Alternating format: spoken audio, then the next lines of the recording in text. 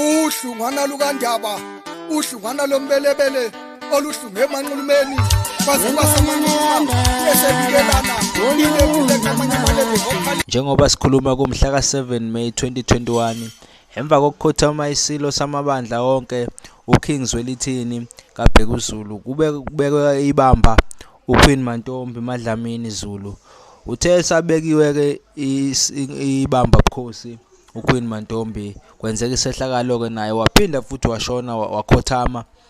Njengamanje ke kade kusanda kufundwa iwili nencwadi ebibhalwe uye uQueen Mantombi and le ncwadi mayifundeka ibeka yena ke umuntu obelindeleke isizwe sonke samaZulu uMisizulu ukuthi kube uyena isilo esizobusa. Njengamanje ke ikona sikulindele ukuthi isona silo esesizobusa ngoba kunele kwafundwa incwadi kanye newili kwakhona umsindo usukayo endlini yaseNdlunkulu kwakhangela amankengane masibuka lapha ku404 lapha ku-SABC News kube khona ngempela ungaboni ngasolinye emndenini mabesho beindaba kodwa ke asazi ke thina ngoba ke indlela enkulu yakwaZulu umntwana wakwaphinda angene ethena uMisuzulu yena umuntu obebhalwe njengekuthi uyena oyisuccessor and futhi ozothatha ubukhosi thina Zulu ngoba induna enkulu yethu ufune sikwamukele lokhu sikuvumele sikhothame enkosini sikhonze enkosini esibekiwe.